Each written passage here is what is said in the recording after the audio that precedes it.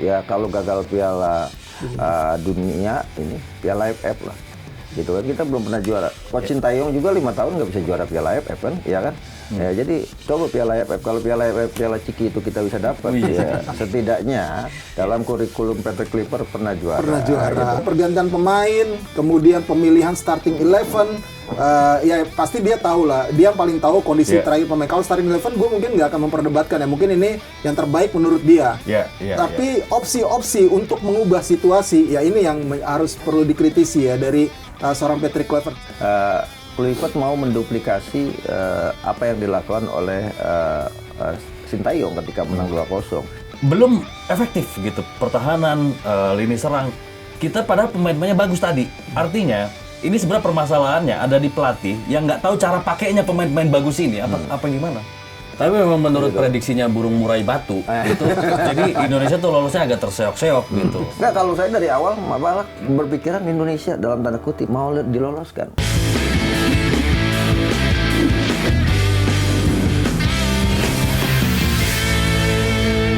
Iya. Nggak ngubungin lu, Bang. TikTok, Bang. Nggak ngubungin lu. Gue TikTok live yang nggak bisa live soalnya. Gue TikTok live. Nggak, syaratnya joget dulu katanya. Mau joget dulu Ustaz. Ayo sih. Pilih mana gitu ya? Sulap. TikTok live. Ini udah? Udah. Wih, udah katanya. Oke, ketemu lagi di Locker Room. Dan kita langsung ngobrol bersama dua orang sahabat ya. Yang pertama ada seorang pandit dan juga mantan ketua UKM bola, ada Rais Adnan. Sehat ya, Is ya? Sehat. Wih, biru banget ya. Mengharu biru. Mengharu biru. Karena biru. hasil tadi malam Hasil ya? tadi malam. Karena hasil tadi malam. Kita akan bahas hari ini. Oke, yang kedua, ini ada seorang jenderal nih, salah seorang jenderal. Dicari-cari. Yang dicari-cari.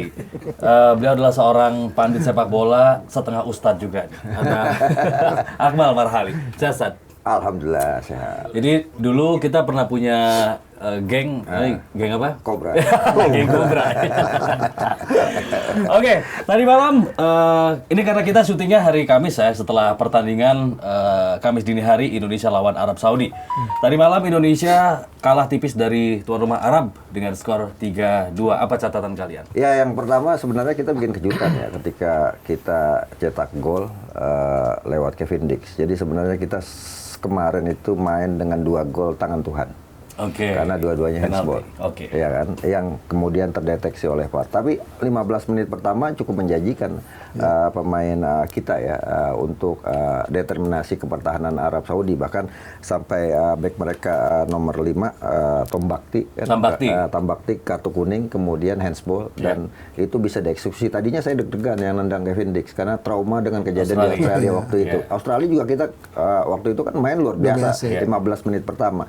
Tapi yang membedakan dari Arab Saudi setelah dia ketinggalan, ternyata mentalnya nggak jatuh.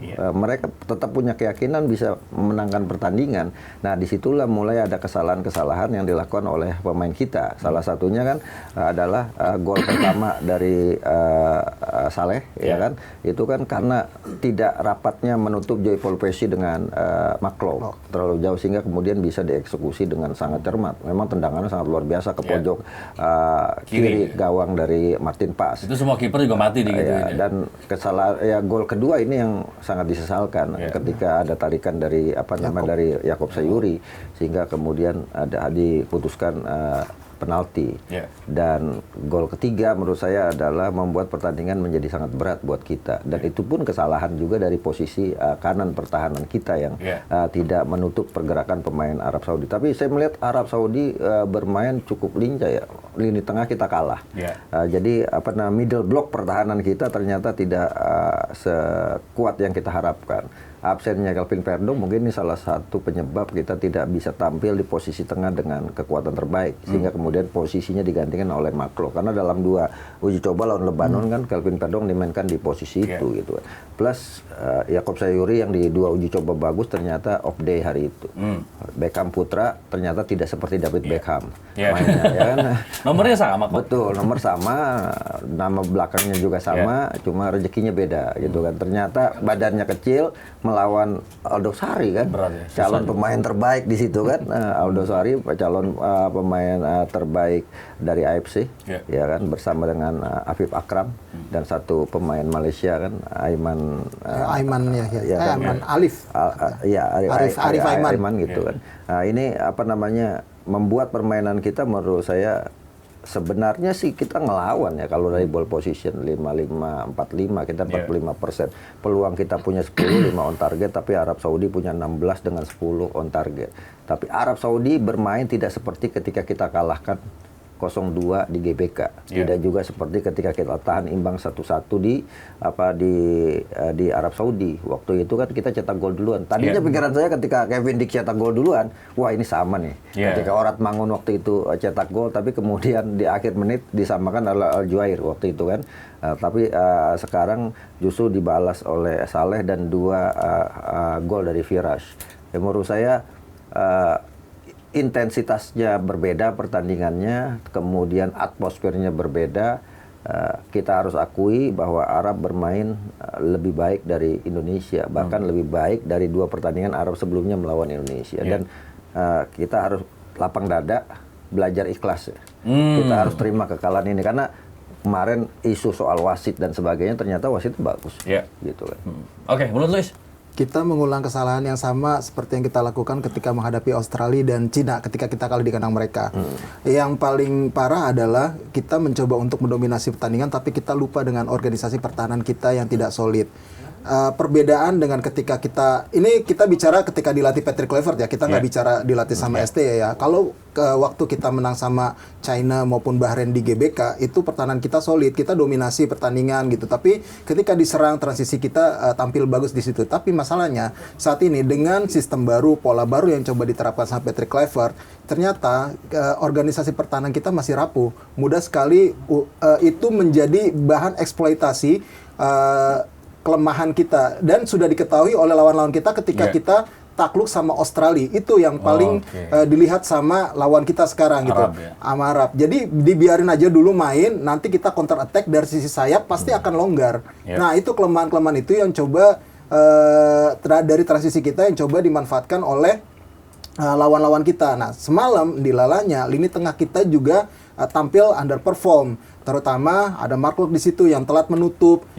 Joy Pelupese juga terkesan agak sulit untuk bisa mengimbangi lini tengah dari Arab Saudi gitu.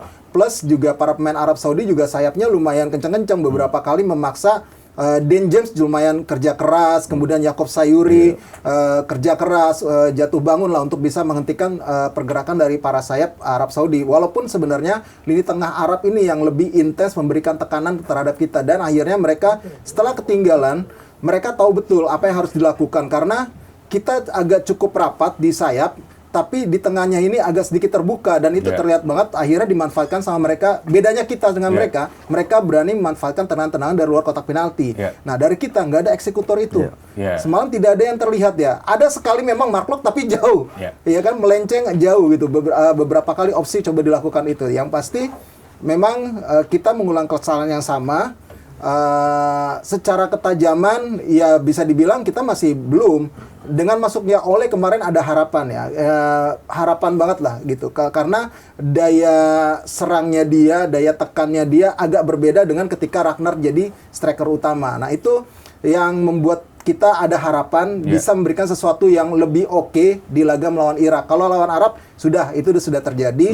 Sekarang kita tinggal berpikir ketika melawan Irak jangan sampai kesalahan ini terulang lagi. Gitu. Oke. Di sini juga Arab yang tadinya ketinggalan bahkan di menit-menit awal kemudian mereka mampu bangkit dan unggul sampai 3-1 ini membuktikan juga bahwa mereka lebih matang ya. Oke. Salah satu sorotan besar adalah untuk starting line up yang diturunkan oleh Patrick Kluivert. Nah, kita lihat dulu ini di belakang dengan pola 4-2-3-1. Kalian melihatnya seperti apa starter yang diturunkan tadi malam? Gue mengejutkan ya dengan apa yang komposisi pemain yang dia miliki dari 29 pemain yang ada, ternyata dia memilih komposisi starting 11 seperti ini. Oke, Calvin Verdon cedera, harusnya kan bisa masukin pemain-pemain yang lebih bertenaga, pemain lebih muda, punya daya daya breaker lah. Dean James nggak cukup? Dean James ya oke gitu. Dean James oke. Kalau ngomong nggak cukup ya pasti nggak cukup. Sekarang backupnya ada Yance juga oke sebenarnya, udah siap. Kemarin pun main bagus sebagai pemain pengganti bisa dibilang. Ada Saint Patinama juga. Tapi di posisi gelandang ini loh, gelandang bertahan. Saya melihat ya, membaca kenapa Mark Locke nggak diganti, karena di posisi itu nggak ada lagi pemain yang bisa menggantikan peran dia. Habis. Harusnya kan ada Verdong. Mungkin Ricky Kambuaya harusnya bisa diturunin di situ, tapi ternyata Ricky Kambuaya kan jadi pemain nomor 10 atau gelandang serang lah. Akhirnya opsinya adalah Tom Haye, malah justru ini juga yang menjadi pertanyaan ya. Ketika ada pergantian pemain itu juga patut dipertanyakan gitu loh. Dia menggantinya jadi ada 3 ya menurut gue underperform di babak pertama, Beckham, Mark Locke dan juga Yakup Sayuri. Tapi justru di awal babak kedua cuma memasukkan Eliano untuk menggantikan Beckham. Sisanya dimasukin perlahan tuh. Mungkin Patrick berhitung ya, dia juga ingin melihat masih bisa nih. Ternyata pas saat pergantian yang kedua dia masukkan bareng itu Tom Haye. Pokoknya yang diganti adalah Miliano Jonatas. Itu mengejutkan juga. Aneh juga ya. Aneh juga, karena padahal kita kan butuh nyerang. Benar. Miliano justru dan diganti. Dan dia lumayan efektif ya, iya. Miliano. Dan ya itulah pergantian pemain, kemudian pemilihan starting 11. Ya pasti dia tahu lah, dia yang paling tahu kondisi terakhir pemain. Kalau starting 11 gue mungkin nggak akan memperdebatkan ya, mungkin ini yang terbaik menurut dia. Tapi opsi-opsi untuk mengubah situasi ya ini yang harus perlu dikritisi ya dari seorang Patrick Kluivert. Seakan dia salah dalam melakukan pergantian pemain lah. Gitu. Oke, salah dalam pergantian pemain ya. Kalau Akmal gimana lihatnya? Apakah memang ada kesalahan dalam pemilihan starting line up kemarin? Ya, saya agak mengejutkan ketika kita tidak pakai striker nomor 9 kan. Kita seperti bermain dengan false 9 dengan 4-2-3-1 itu kan. Orat Bangun disulap menjadi pemain depan. Padahal dia biasanya bermain kalau tidak di sayap kanan, di sayap kiri. Lebih menyamping, dan ini sangat mengejutkan menurut saya. Tapi mungkin Kluivert mau menduplikasi apa yang dilakukan oleh Sintayong ketika menang 2-0 dengan mencoba menahan langsung dari middle block, dari tengah. Tapi ini yang tadi dikatakan Rais nggak jalan antara J. Paul Pesci dengan Mark Locke, kalah bersaing dengan Nasser Aldosari dan juga Al-Khebari yang sangat kuat di situ. Bahkan sampai kemudian akhirnya tadinya mau middle block, bertahannya terlalu ke dalam lagi, sehingga kemudian tadi dikatakan akhirnya Arab Saudi punya inisiatif untuk tendangan-tendangan dari jarak jauh. Ada beberapa kali yang sangat membahayakan, bahkan ada tendangan yang hampir masuk tapi kemudian diselamatkan tiang gawang. Ada satu hal yang menurut saya agak mengejutkan adalah penampilan Martin Paes yang baru sembuh dari cedera. Penampilan sangat luar biasa, tapi seorang Martin Paes nggak bisa apa-apa kalau kemudian dia harus dibombardir serangan yang sangat luar biasa. Tapi kalau bukan Martin Paes kipernya, saya pikir kita bisa lebih dari 3 gol kemasukan. Namun demikian saya sebenarnya melihat ada sisi lemah dari Arab Saudi. Arab Saudi ternyata pertahanannya tidak kuat sebenarnya gitu kan. Nah, waktu kita menang di GBK kan semua para pemain Arab Saudi ditarik pemain belakangnya high defense, defense tinggi, sehingga kemudian bola di long ball oleh para pemain atau umpan daerah yang membuat mereka agak sulit untuk balik badan dan bertahan. Dan itu sebenarnya efektif dilakukan sampai akhirnya ada 2 penalti itu. Cuma dapatnya 2 penalti kan. Sama kita beda sama di GBK kita dapat 2 gol dari Marcelino Ferdinand. Nah, lemahnya lagi adalah ya seperti yang katakan Rais itu, kita Patrick Kluivert ini terlambat dalam melakukan analisa pergantian pemain gitu. Saya ngelihat dari menit awal ketika Yakup Sayuri sudah sebenarnya tidak efektif bermain dan off day.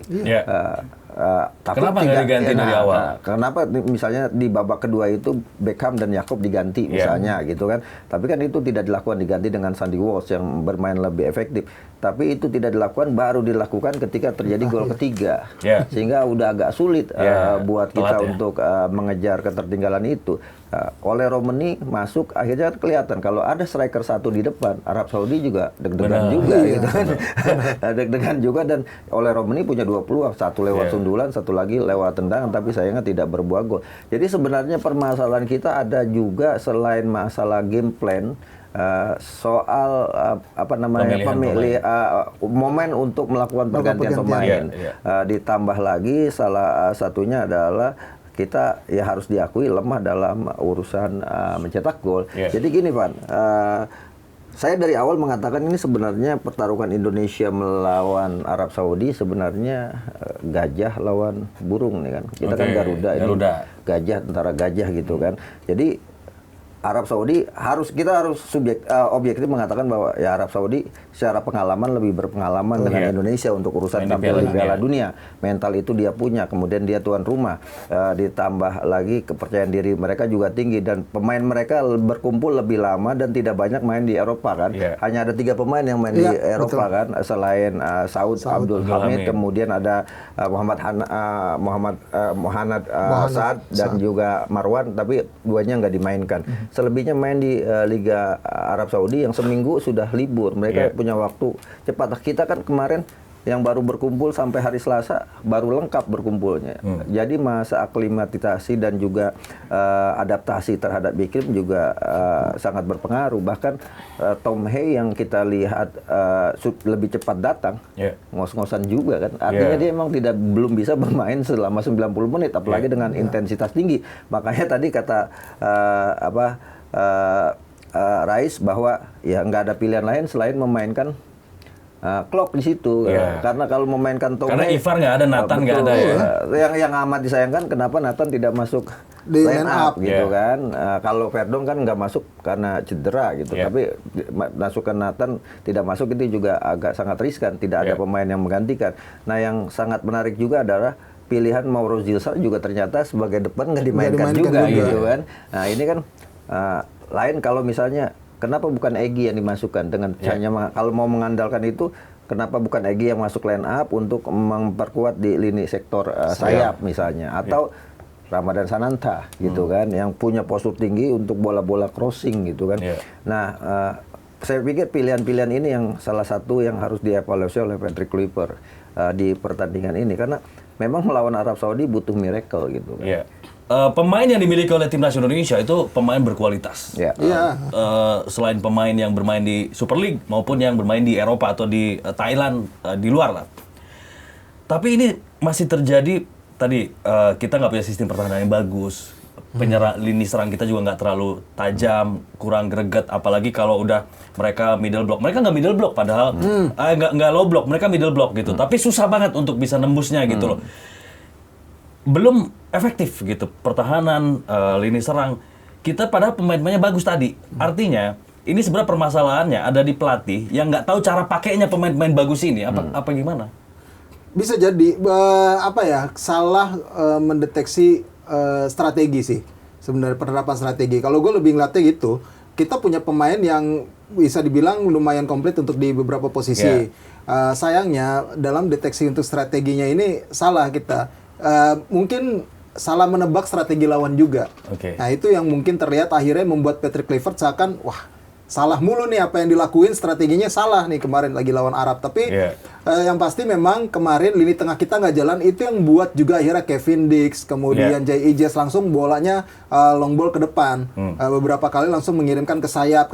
Jadi karena bola di tengahnya itu selalu lepas, selalu bisa dimatikan sama para pemain Arab Saudi. Nah ini karena Kambuaya juga nggak kelihatan ya. Kambuaya juga dimatikin juga karena Arab nih udah tahu nih kunciannya siapa aja yang kira-kira bisa membahayakan pertahanan mereka. Akhirnya Beckham kan sekalinya dapat bola langsung digaprak sekali, dapat bola digaprak sekali, ya kalah terus kita, hilang bola terus. Nah ini yang membuat kemarin seakan strategi dari Patrick Kluivert itu nggak berjalan, dan Patrick Kluivert gue bilang terlambat untuk bisa mengubah hal itu.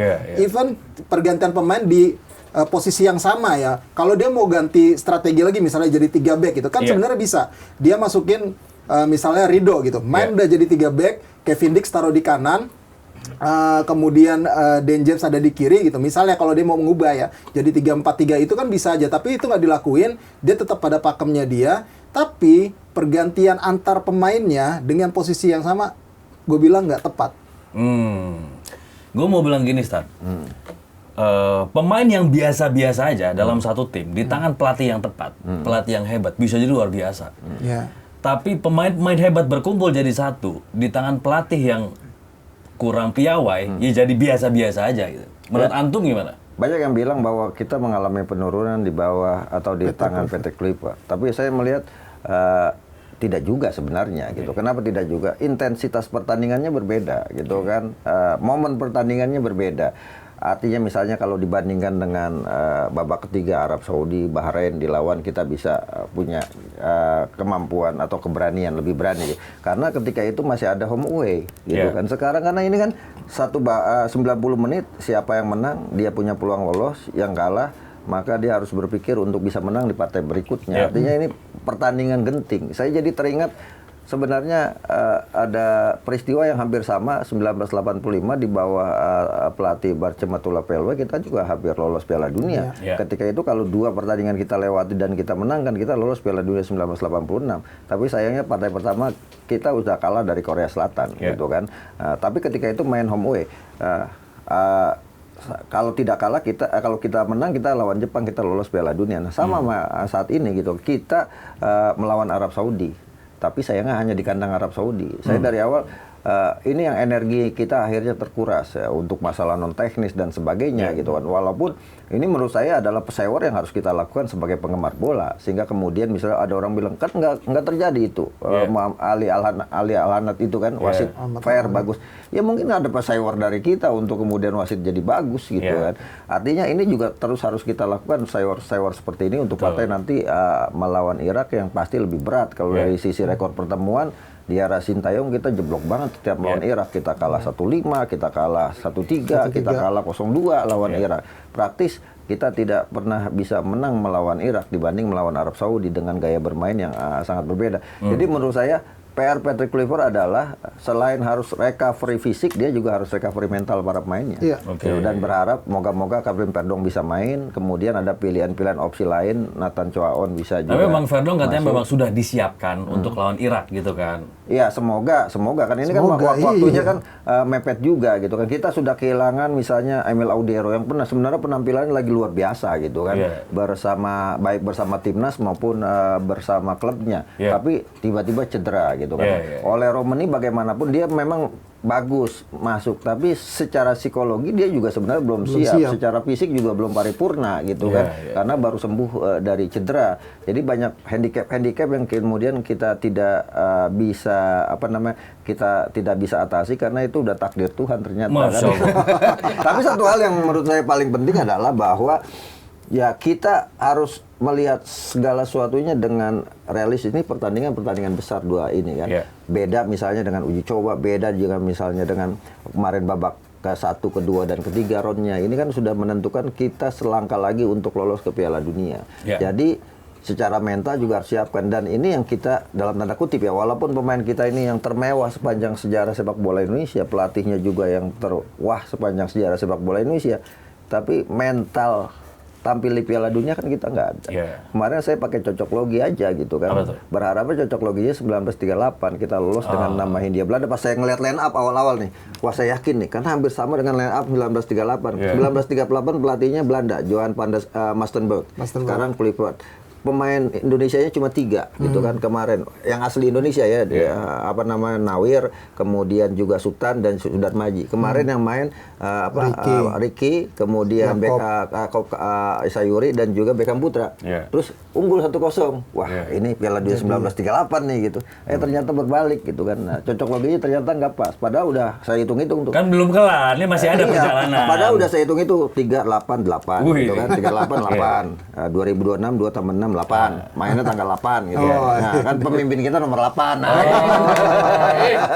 Berarti secara weton gimana ya? ya, Udah masuk tuh ya. ternyata belum masuk ya, moga-moga kan masih ada kesempatan. Artinya kan kekalahan ini tidak membuat kita kemudian gagal Tersingkir, total. ya. Kita masih Iya, ada peluang, bahkan untuk lolos langsung juga masih ada. Walaupun Iya. tadi kayak saya katakan butuh miracle kan, Iya, butuh keajaiban di mana misalnya kita menang 2-0 lawan Arab Saudi, di partai terakhir Arab Saudi kalah 1-0 dari Irak, kita jadi juara grup. Tapi memang menurut prediksinya burung murai batu itu, jadi Indonesia tuh lolosnya agak terseok-seok gitu. Tidak semudah itu. Mungkin jalannya terjal, berliku, tapi insya Allah bisa lolos. Nggak, kalau saya dari awal malah berpikiran Indonesia dalam tanda kutip mau diloloskan. Karena Piala Dunia ini dimainkan di Meksiko, Amerika Serikat, dan Kanada yang mainnya Secara pasti waktu. subuh jam 3 atau jam 5 pagi. Ya, jam 6 jam-jam pagi. Copa Amerika lah ya. Jam-jam Copa Amerika di mana hanya orang Indonesia yang berani bolos kerja untuk nonton bola gitu. Iya, iya benar. Ada uang di sana. Apalagi Dan sekali timnasnya lagi, lolos dan loh. sekali lagi, market penonton Piala Besar, Dunia iya, Indonesia menjadi besar. salah satu yang terbesar. Kemarin Pak Prabowo juga udah ketemu Gianni. Iya, cuma permasalahannya Malah dituduh. saya mau menyinggung ini. Ada satu hal yang saya kecewa dengan Presiden FIFA Gianni Infantino. Dia udah komentar bahwa Indonesia berat untuk lolos Piala Dunia. Iya. Ini nggak fair menurut saya gitu kan. Iya. Ini tendensius ya. Gianni Infantino harus minta maaf sama Pak Erick Thohir. Benar. Gitu kan. Bahwa semua dalam posisi setara dalam perebutan tiket ini, jangan kemudian belum main udah dianggap nggak bisa lolos, nanti dianggap ada macam-macam. Nah, ini kan jadi kayak semacam kode atau tersirat gitu loh. Ada Satgas apa? mafia bola FIFA harus jalan. Udah ada belum tuh? Bapak kayaknya perlu tuh. Boleh lah bergabung. Tapi sebelum tadi kita ngomong ke lawan Irak nanti ya, dari segi formasi dulu deh. Karena katanya sistem pertahanan kita atau organisasi pertahanan kita yang nggak jalan, ini juga salah satu faktornya karena perbedaan antara 3 back dengan 4 back yang dimainkan. Menurut kalian gimana? Gue bilang jangan coba-coba lagi dah. Oke. Patrick Kluivert itu udah harus firm ya, formasi apa yang dia harus lakukan, jangan sampai berubah-ubah lagi, apalagi ini sudah fase penentuan. Ya. Gue yakin dia sudah firm dengan formasi yang akan dia pakai ketika menghadapi Arab, ketika menghadapi Irak. Cuma game plan-nya aja dia yang nggak jalan. Akhirnya itu yang mungkin di luar prediksinya, dan ketika dia melakukan pergantian pemain, akhirnya ada kesalahan di situ yang membuat kita gagal untuk bisa sukses di pertandingan melawan Arab. Yang gue patut apresiasi adalah dari pertandingan semalam mungkin yang kita harus apresiasi bagaimana para pemain kita nggak terprovokasi sama apa yang dilakukan oleh Arab. Arab tuh sebelum unggul kuat semua, digaprak apa bangun, gaprak apa giliran udah unggul tahu-tahu keram, ganti-gantian lagi, ada dan asma, banyak pemain asma, banyak banget yang kena asma tiba-tiba. Malu sama jenggot, senggol dikit pada meringis gitu. Tahu banyak yang kena asma, gue bingung tuh di sana tuh di Arab. Apalagi yang benturan sama siapa ya di belakang, Iya, di dekat belakang gawang yang tuh. pakai Vindies. Tiba-tiba bengek gitu ya. Saya antara bengek sama kesurupan. Oh masih di Rukiah. Kan cuma terpancing sekali aja ya waktu pas tendangan bebas atau kartu merah, pas kartu merah kalau nggak salah ada ribut-ribut itu yang di kartu merah itu. Nah itu cuma itu aja lah sekali yang pasti emang kita tetap apresiasi ternyata para pemain kita sudah bisa untuk menghandle itu. Nah, tinggal bagaimana menghadapi Irak nih pasti beda lagi nih caranya. Irak akan bermain, gue bilang akan lebih nggak kayak Arab. Dia akan lebih keras, lebih taktis, dan secara strength juga lebih kuat menurut gua. Lebih kuat Irak dibandingkan Arab Saudi sekarang. Secara skuadnya juga lebih punya kualitas dari Irak karena banyak juga pemain Irak kan yang abroad gitu. Dan termasuk di Indonesia ya. Iya, termasuk di Indonesia. Tapi gua ngeliat sekarang tinggal benar kata Akmal tadi. Gimana caranya merecovery pemain dan juga mental. Itu yang paling penting adalah merecovery mental psikologis pemain agar tetap bisa punya semangat tinggi untuk memenangkan pertandingan. Itu yang paling penting sekarang. Iya, asli itu Kevin Dix sampai senyum-senyum geleng-geleng loh. Ini kata dia main bola gini amat katanya. Biasa di Bundesliga kan begitu lawan Arab. Senggol dikit, bengek. Senggol dikit, meringis. Masalahnya jatuhnya mereka pinter ya. Arab itu guling-gulingannya benar-benar kayak guling-gulingan loh. Kayak benar-benar sakit. Padahal kan Arab bukan India ya. India guling-gulingan gitu di pohon gitu. Padahal bohong dosa bang. Makanya ini cara bermainnya sangat tidak syariah gitu. Ya itu kan bagian dari cara mereka untuk memprovokasi kita. Gitu. Karena itu dari awal ya, Adosari nggak mau eye contact sama si Jehizes. Waktu foto cuma cekrek langsung cabut. Artinya mereka merasa bahwa mereka dalam posisi unggul, kemudian mereka pengen buang-buang waktu, itu yang mereka lakukan, walaupun akhirnya resikonya Kano dapat kartu merah itu kan, karena ingin buang-buang waktu juga, protes dan sebagainya, itu kerugian sebenarnya buat Arab. Tapi buat Arab Saudi mereka berpikir dengan kemenangan ini separuh jalan mereka sudah terbuka gitu kan. Sehingga dalam bahasa saya Arab sudah membeli Piala Dunia gitu kan 2026. Ini karena apa? Karena dia sudah menang lawan Indonesia, tinggal melawan lawan Irak. Yang diuntungkan Arab adalah Arab bisa ngelihat Irak main dulu ketika lawan Indonesia gitu kan. Jadi sekarang dengan 3 poin ini Arab bisa menentukan siapa temannya dia nanti lolos sebagai runner up kalau kita mau. Jadi kita ada pilihan, kita bisa masih jadi juara grup lolos langsung masih ada, tapi itu mungkin tinggal 0,9% lah untuk itu kan. Tapi masih ada peluang untuk jadi runner up. Nah, runner up ini kan pilihannya ya nggak ada pilihan, kita harus menang lawan Irak gitu kan. Dan saya berharap ya udah nggak ada pilihan, kita mau kalah 10-0, kita mau kalah 5-0, tetap kalah kan atau ini. Jadi pilihannya kita harus bermain lebih agresif melawan Irak untuk bisa mencetak gol. Karena apa? Karena hanya dengan cetak gol banyak kita bisa menang gitu. Kalau nggak bisa cetak gol, ball position kan sekarang sudah ditinggalkan di sepak bola gitu kan. Pep Guardiola aja eranya udah habis dengan tiki-takanya gitu kan. Bahkan kemarin ada beberapa klub yang Persija lawan Borneo FC, Persija di kandang Borneo FC menguasai ball position, kalah 3-0 juga. Jadi sekarang sepak bola resultan mengedepankan hasil, artinya apa ya, cetak gol, nggak perlu main bagus tapi harus bisa cetak gol. Nah ini mungkin yang harus kita tekan kepada Patrick Kluivert gitu kan, dia kan striker gitu kan, bagaimana menciptakan striker itu kan salah satunya yang harus dia lakukan, striker yang benar-benar bisa cetak. Oleh Romani membahayakan tapi belum bisa cetak gol kan gitu kan. Kalau cuma membahayakan doang kan enggak dihitung gitu. Iya. Oke, balik lagi tadi soal 4 back tadi, pertahanan. Karena selain kita cetak gol, kita juga jangan sampai kebobolan gitu kan. Ya kan resiko dari 4 back adalah ketika lini sayap kita diserang dan kemudian misal salah satu dari Dan James atau Yaakob Sayuri dilewatkan, kita cuma ada 2 back tengah yang harus menjaga. Atau ketika kita 2 back kanan back kiri ini naik, ya pilihannya hanya ada 2 back di belakang yang itu yang berapa kali ketika kita diserang balik, transisi Arab Saudi kan bagus. Ketika serang balik hampir saja kita kelewatan, bahkan Bendik berapa kali itu. Untungnya masih masih bisa diamankan. Martin Pas bahkan sampai harus gelagapan, untungnya dia tampil sangat luar biasa karena ada kecerobohan lini belakang kita yang membuat pertahanan kita agak ini. Jadi kalau menurut saya kalaupun harus mengubah sebenarnya kalau kata pelatih mau 4 back, 3 back, 5 back sebenarnya nggak ada masalah. Kalau semua bisa berjalan sesuai dengan game plan yang dimainkan dan ini kan nggak jalan. Nah kalau ketika nggak jalan harus ada opsi seperti tadi kata Rais. Nah opsi-opsi ini yang belum dimiliki oleh Patrick Kluivert. Mengubah permainan dalam waktu 5 menit, mengubah strategi di lapangan itu kan tidak mudah dan saya belum melihat itu dilakukan oleh Patrick Kluivert. Saya jadi ingat dulu ada Luis Mia waktu Asian Games, dia itu dalam tempo 5 menit bisa mengubah permainan Indonesia dari bertahan menyerang, kemudian dari menyerang sayap, kemudian bisa bertransformasi nyerang dari tengah dan sebagainya, switchingnya bagus gitu kan. Nah ini yang saya sejauh ini sejak dia pegang melawan Australia, perubahan itu belum ada, masih sebatas mengganti pemain dari yang capek yang kepada yang lebih bugar. Tapi belum ada perubahan gaya strategi bermain, dan ini penting menurut saya di momen-momen seperti sebuah turnamen saat ini. Kecuali uji coba, bolehlah kita coba-coba. Ini kan partai penting. Jadi yang harus diturunkan benar-benar pemain yang bisa mewujudkan apa yang diinginkan oleh pelatih dan juga oleh publik. Jangan sampai kemudian ramai tagar Kluivert out, ini kan udah rame kan. Dan itu hal yang wajar gitu karena ekspektasi publik sangat tinggi gitu. Kita cuma tinggal selangkah lagi ke Piala Dunia. Sama halnya dulu zaman Bacematullah Pella juga seperti itu. Orang sudah berharap kita lolos Piala Dunia. Tapi kemudian kita gagal. Jadi saya berharap cocok loginya 1938 bukan kemudian 1985 gitu. Oke. Tapi menurut gue ya kalau soal transisi fullback, kalau Verdong sama Wolves itu mereka paling disiplin banget tuh soal transisi dari offense ke defense, atau sebaliknya mereka juga agresif dan efektif gitu. Tapi cuman benar menurut gua soal berapapun backnya atau berapapun formasi, it doesn't matter sebenarnya. Kalau kita punya sistem pertahanan yang udah jadi gitu.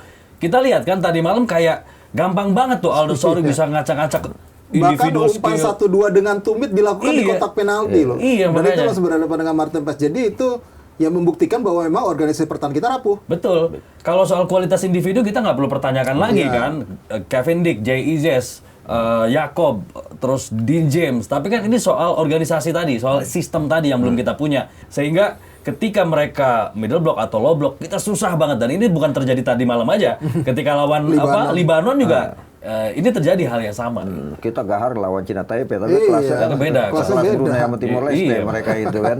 Jadi ya ini PR yang harus dibenahi. Oke, kalau orang tidak menganggap Patrick Kluivert sebagai pelatih yang bertangan dingin gitu kan. Karena ada Alex Pastoor yang ahli strategi gitu kan. Dan ini yang harus dimainkan dalam waktu 2 hari ini, bagaimana melihat kondisi pemain baik itu secara fisik maupun mental dan sesuai dengan rencananya. Termasuk tim analis harus kerja keras nih bagaimana mempelajari hasil dari Irak. Sebenarnya Irak ini kan tidak begitu baik juga uji cobanya, walaupun dia juara Piala Kings di Thailand kan, tapi hanya menang 1-0 juga lawan Thailand. Artinya dibanding misalnya Arab Saudi yang persiapannya cukup matang dan lebih ini, Irak tidak terdeteksi sebenarnya gitu. Mereka juga sebenarnya negara-negara perang kan gitu. Tapi mereka kok bisa punya tim hebat. Jadi menurut saya masih ada partai penting yang harus diperankan oleh Patrick Kluivert dan pastinya ini tantangan besar buat dia. Kalau gagal pasti suara-suara untuk Patrick Kluivert out semakin kencang pasti. Dan itu satu hal yang wajar gitu kan. Karena seorang pelatih profesional apalagi itu pelatih tim nasional gitu kan. Ya ketika dia tanda tangan kontrak dia harus sudah terima resiko sewaktu-waktu bisa dipecat gitu kan karena kegagalan menangani tim nasional. Dan jadi nggak ada yang abadi sebenarnya. Jadi nggak perlu juga kemudian kitanya jadi baper gitu kan. Orang baru profesional aja. Kalau kemudian kemarin kita mengelulukan Mochi diganti juga kan kagak juga kan. Walaupun prestasinya luar biasa gitu. Tapi yang menarik dari tim nasional saat ini kan sebenarnya kita ini udah semakin komplit pemainnya gitu kan. Cuma memang untuk adaptasi secara tim agak belum begitu padu gitu. Kayak misalnya Mauro Zilstra kan baru. Kemudian Emiliano Jonathan baru. Ditambah pelatihnya juga baru. Sehingga mungkin ada hal-hal yang belum bisa secara chemistry belum bisa menyatu. Apalagi ditambah waktu pertemuannya sangat singkat. Tadinya saya berharap misalnya di momen-momen kemarin itu bagaimana Patrick Kluivert keliling juga ke Liga 1, ketemu pemain dan sebagainya gitu kan. Jangan ada di Belanda saja. Atau kemudian kalaupun ada di Belanda ya temuin orang pemain-pemain yang ada di sana untuk melihat kondisi terakhir, termasuk berkomunikasi dengan klub-klubnya untuk menjaga agar pemain ini jangan sampai cedera kan gitu. Nah ini yang menurut saya beberapa hal yang bagian dari otokritik saya kepada Patrick Kluivert gitu kan. Terlalu terlalu eksklusif. Nah, tapi ini soal mental nih, belum kita bahas banyak nih. Karena beberapa pemain yang sebenarnya bagus di laga uji coba atau di liga seperti Jakob Sayuri, Beckham, McLeod, tapi ternyata kemarin off day underperform. Ini apa yang menjadi masalah bagi mereka? Kita harus lihat dulu ya, level yang dihadapi itu berbeda dengan mereka ketika berada di liga, kemudian di laga uji coba gitu loh. Ini levelnya sudah level tinggi, level internasional. Sudah sampai ke round 4 ini, berarti tim-tim yang lolos ini sudah punya kualitas layak lolos, tinggal selangkah lagi ke Piala Dunia. Jadi memang berbeda levelnya. Kalau belum tentu pemain yang bagus di liga gitu, dia bisa bermain firm di event seperti ini, apalagi event internasional ya. Kalau di level klub mungkin agak sedikit berbeda, tapi ini levelnya timnas internasional.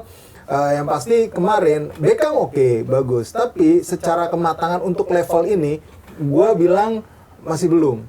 Untuk level ini ya, kalau di level uji coba kan lawan Cina Taipei dia bisa gocek-gocek sana sini gitu. Tapi di level yang tinggi seperti ini masih butuh. Apalagi ketemu pemain yang postur. Beckham itu harus bisa lebih lagi menemukan solusi ketika dia dihajar terus. Lebih taktis bermainnya, lebih simple. Nah, terus kemudian mungkin beberapa pemain juga underperform. Kalau Jakob, gue bilang udah teruji sebenarnya. Nggak tahu kenapa di pertandingan semalam itu dia benar-benar underperform. Ya kan? Terus McLeod juga seperti itu. Bagus di liga, kemarin di ACL 2 pun dia tampil. Tapi ini levelnya udah beda nih, intensitasnya udah beda.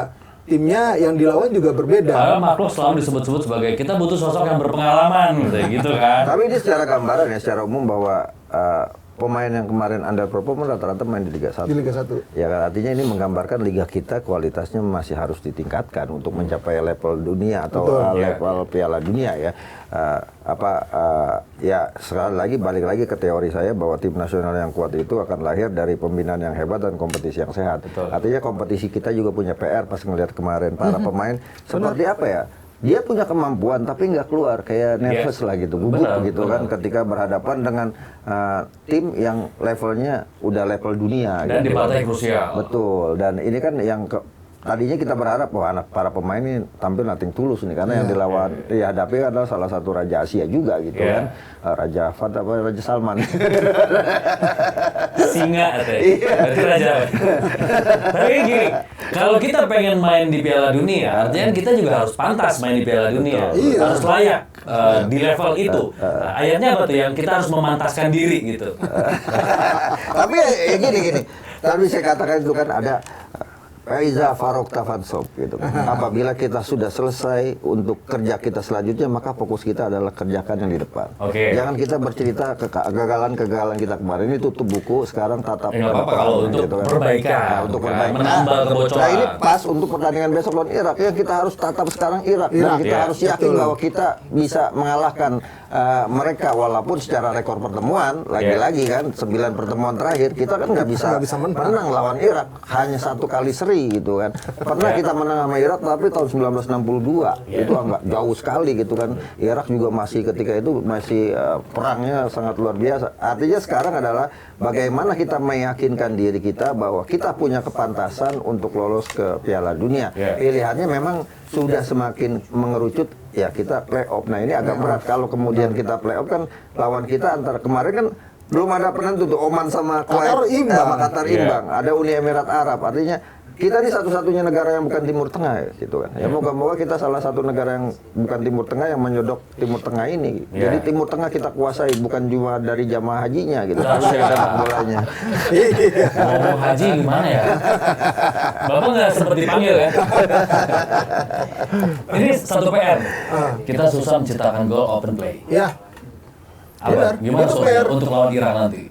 Gue berharap para pemain kita tampil lebih agresif dan lebih banyak mengkreasikan peluang dan tampil lebih tajam lagi.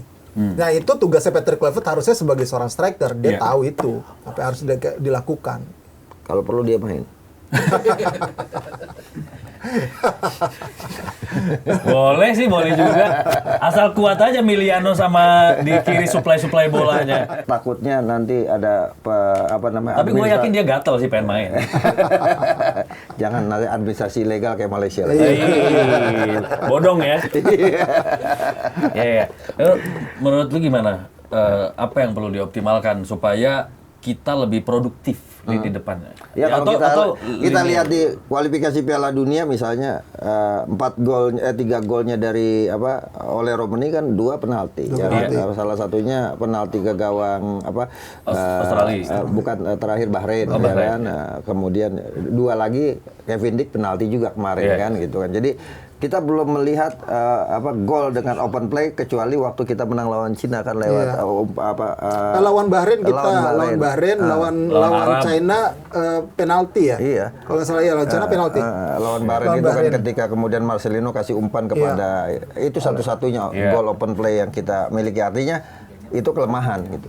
Kelemahan yang dimiliki apakah harusnya bukan dalam waktu mepet ini, dari kemarin kemudian harusnya sudah dianalisa oleh tim pelatih bagaimana memperbaiki kelemahan kita untuk mencetak gol dalam open play seperti halnya yang dilakukan Arab Saudi. Ketika dia kemudian melihat kita ada kelemahan di dalam bola-bola mati, dia datangin tuh pelatih tendangan bola-bola mati dari Arsenal yang sekarang ada di puncak klasemen itu kan, ya kan.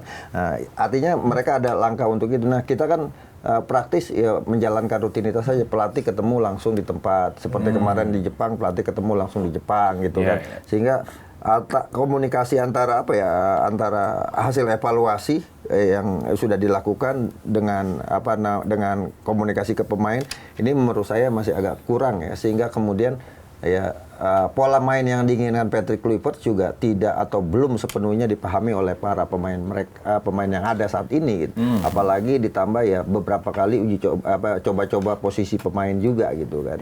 Bahwa Patrick Kluivert harus menyadari ini momen buat dia bisa meloloskan sebuah negara ke Piala Dunia. Ya kan, kalau sebagai pelatih dia pasti punya ambisi juga. Betul, harusnya punya ambisi itu karena ini akan menjadi portofolio tersendiri yang paling bagus buat dia kalau bisa dia meloloskan Indonesia ke Piala Dunia. Di tengah orang melihat bahwa portofolio dia sebagai pelatih nggak bagus-bagus banget gitu kan. Oke, ini kalau menurut gue ya perlu diperbanyak passing progresif. Yang kedua adalah perlu pemain bertipikal destroyer yang bisa ngacak-ngacak pertahanan, punya pergerakan yang eksplosif. Yang kalau passing progresif yang bisa melakukan sejauh ini Tom Hay. Cuma kan masalahnya Tom Hay ada kendala di fisik ya kan. Yang lain ya kalau crossing Emiliano Jonathan ya kan punya udah kelihatan kalau crossing cuma tinggal diintensifkan aja gitu kan. Iya sih, ya kalau ngomong Predator ya udah tinggal oleh Romani. Ya, atau Zylstra mungkin ya. Tapi oleh Romani sih, kalau Zylstra gue juga ngeliatnya belum terlalu matang lihat juga. Belum matang, karena kita lihat lawan Lebanon berapa kali dia dapat peluang. Bola sundulan dia nggak bisa sundul, kemudian bola bawah dia nggak bisa eksekusi. Kehilangan momen untuk ambil. Wajar sih yang pertama. Wajar first match loh. Iya, satu, yang kedua masih muda juga gitu. Iya. Oke. Sekarang kita utak-atik aja versi kalian nih. Starting line up untuk menghadapi Irak nanti. Kalau dari gua kayaknya nggak akan dari beda jauh. Kiper pasti Martin Paes. Kemudian 4 back. 4 back itu kemungkinan besar Sandy Walsh akan main pertama. Di kanan, kemudian 2 back tengahnya itu adalah tetap Kevin Dix dan Jay Chess. Kemudian di kirinya ya Dan James. Gelandang bertahannya 2 itu Kevin Verdong dan juga Joey Pelupesi. Kemungkinan besar di depannya ini di kanan di 3 serang itu ada sayap kanannya itu ada si Emiliano Jonathan, kemudian Ragnar pun bisa dimainkan langsung nanti untuk mendampingi oleh Romani di tengah sebagai gelandang serang. Di kirinya gua masih ngelihat siapa ya sebentar antara Lili Pali, Egy, Eliano. Tapi ngelihat Egy cocoknya di kanan loh, sama kayak Eliano sih. Tapi kemungkinan besar bisa jadi kalau dia mau main cepat, dia akan masukin Yakob di sisi kiri. Nah, mendingan gitu. Dia akan masukin Yakob di sisi kiri. Karena Yakob juga sebenarnya lebih cocok di depan kan. Iya, di depan sebagai pemain sayap. Dan di depan itu udah pasti oleh Romani. Mudah-mudahan dia bisa sudah fit untuk tampil sebagai starter. Saya berharap itu ya, karena kan kemarin memang ini kan ada masa periodisasi pasti untuk oleh Romani habis sembuh, dia nggak pernah main di kompetisi di Oxford di klubnya, sembuh langsung main di sini kan butuh waktu sebenarnya untuk menemukan sentuhan terbaik dia. Kondisi dia juga bisa sampai di level 100%. Gue yakin besok pun lawan Irak belum sampai di 90 aja udah bagus. Untuk kondisi level permainan ya, level permainan kalau mungkin kebugaran ya bisa di inilah, tapi level permainan paling dia baru ada di level 70 sampai 80%. Mudah-mudahan sebagai starter besok bisa langsung in lah di pertandingan lawan Irak. Menurut lu Ragnar memang udah layak ya masuk? Karena gini, dia bisa sakit atau kena virus dan lama banget. Ini mempengaruhi performa, ball feeling, touch segala macam, competitiveness. Kalau dibandingkan dengan yang udah main regular kayak Egy dan lain-lain. Gue masih megang Ragnar. Gue masih megang Ragnar dengan kapasitas yang dia punya, entah nanti dimainkan di sisi sayap ataupun sebagai penopang di nomor 10. Second striker. Menurut Ustadz? Ya nggak terlalu banyak beda ya. Belakang pasti Martin Paes, kemudian kipernya di 4 back. Saya pikir perubahan di posisi Yakob Sayuri ya. Sandy Walsh bisa dimaksimalkan karena dia juga tampil sangat tenang, punya pengalaman yang cukup banyak juga gitu kan. 2 backnya masih Kevin Dix dengan Jay Inches, kemudian back kirinya masih Dan James menurut saya kan. Kevin Verdong moga-moga dia sembuh akan posisi gelandang bertahan, karena waktu jadi gelandang bertahan kan dia selalu meyakinkan lu udah fokus nyerang aja, bertahan nggak usah takut ada gua kan gitu bahasanya kemarin waktu ketika melawan Lebanon gitu kan, bersama dengan Pelupesi lebih kuat double pivot berarti. Double pivot. Kemudian kanannya Emiliano Jonathan, depannya saya pikir oleh Romani sudah harus nggak ada pilihan lagi dia mainkan gitu kan. Kalau kemudian ada alternatif di bangku cadangan harus disiapkan pemain-pemain yang punya naluri gol gitu kan. Untuk di posisi kiri saya masih memungkinkan mungkin Eliano Raiders di sana. Orang Mangun dicadangkan gitu. Dan yang menarik ya posisi gelandang serang antara pilihan saya sih berharap Tom Hei lebih dulu dimainkan untuk kemudian kalau tenaganya habis digantikan oleh Ricky Kambuaya. Gitu. Oke. Ya. Biar ada pemimpin di di lini tengah kita gitu kan, dan itu kan dimiliki oleh Profesor Haye walaupun kemarin sudah ruku juga main bolanya. Rukunya lumayan. Apalagi Tumak Ninah lagi rukunya ya. Berhenti dulu. Iya. Buat Lokers juga boleh ya, tulis gimana starting 11 versi kalian untuk lawan Irak nanti. Oke. Kalau lawan Irak ternyata kalah, Patrick out? Mau nggak mau itu memang yang akan digaungkan ya. Tapi masa kita akan mengulang lagi setiap ada gagal pelatih langsung diganti. Nggak akan ketemu juga permainan kita kalau seperti itu terus. Kasih waktu paling nggak, kalau menurut gua setahun lah untuk Patrick Kluivert agar kita bisa firm banget. Dia ini memang di challenge juara AFF dulu deh gitu ya. Iya. Ada challenge lagi berikutnya. Iya. Jadi kalau misalkan memang dia gagal dalam challenge itu, ya sudah out. Kalau gue sih gitu. Iya. Oke. Menurut Antum? Patrick Kluivert kan kontraknya 2 tahun, gitu kan? 2 tahun dengan masa bakti yang masih sumur jagung saat ini. Jadi kalau main pecat-pecat saja menurut saya kita emosional keputusannya. Jadi saya setuju sama yang dibilang Fadli. Ya kalau gagal Piala dunia ini, Piala AFF lah. Gitu kan, kita belum pernah juara. Coach Sintayong juga 5 tahun nggak bisa juara Piala AFF kan, ya kan? Ya, jadi coba Piala AFF, kalau Piala AFF, Piala Ciki itu kita bisa dapat, ya, setidaknya dalam kurikulum Patrick Kluivert pernah juara. Gitu. Karena hanya juara yang dicatat dalam sejarah. Betul. Kan didatanginnya khusus untuk Piala Dunia, Bang. Enggak juga, kalau itu kan targetnya kan bukan cuma sekedar target Piala Dunia. Apa target yang di depan mata ketika kita ada peluang untuk lolos Piala Dunia, maka itu yang harus kita wujudkan. Kalau saya sebenarnya orang yang realistis. Kita ini levelnya belum sampai ke sana gitu kan sebenarnya, tapi ada peluang aja. Ada peluang akhirnya ya harus kita maksimalkan. Kalau saya lebih melihat kalau kita naik tangga itu nggak bisa lompat-lompat. Ya kan satu Piala AFF, Piala Asia, Piala Dunia gitu. Kalau lompat, kalau jatuh sakitnya tuh di sini. Itu dia. Tapi kan kata Bung Karno kita bermimpi setinggi langit supaya kalaupun jatuh di antara bintang-bintang. Tapi kalau kita bermimpi terus nggak bangun-bangun juga.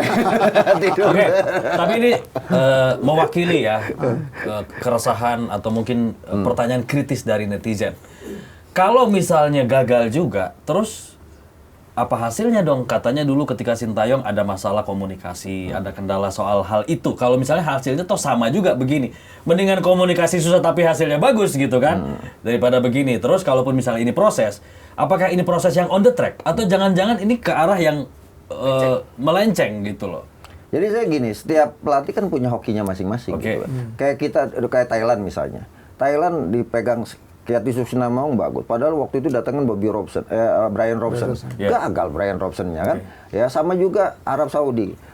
Dipegang Frank Rijkaard yang dulu luar biasa bersama Barcelona, gagal juga. Mancini gagal juga gitu kan. Jadi setiap pelatih itu ada hokinya. Kita nggak kemudian harus membandingkan eranya ini dengan eranya ini gitu. Itu pasti berbeda gitu kan. Sintayong sudah berlalu masa lalu gitu kan. Nah sekarang ada di depan adalah Patrick Kluivert gitu kan. Dengan segala kekurangannya harus tetap kita kritisi tentunya gitu. Jadi menurut saya adalah tidak ada yang abadi di sepak bola, mau pemain mau pelatih. Yang abadi kan hanya lambang Garuda di dada.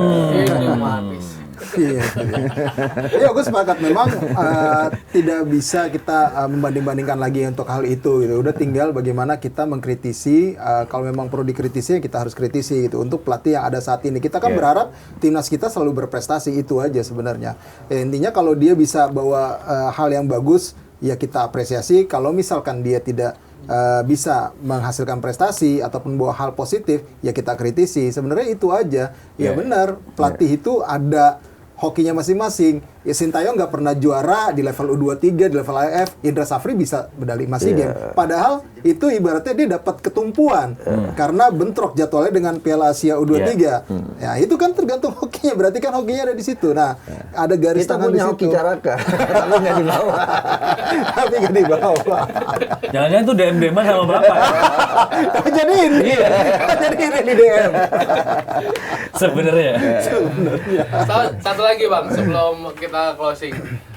Pesan mungkin dari Bang Akmal untuk Dari salah satu jenderal ya. salah satu jenderal buat prajuritnya ini yang Beckham yang kemarin main tampil kurang optimal terus dihujat sama netizen.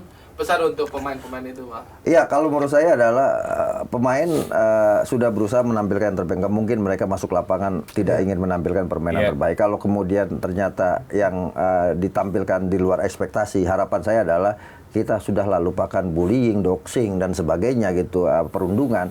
Kalaupun Bukan yang di boxing cuma pengamat doang ya.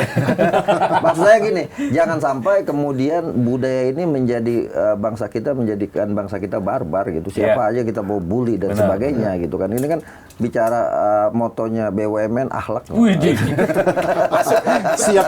Bismillah komisaris dong. siap-siap ditelepon Bismillah ini. komisaris dong. Kalian tuh ditelepon ya? Di BUMN ini pengandaian.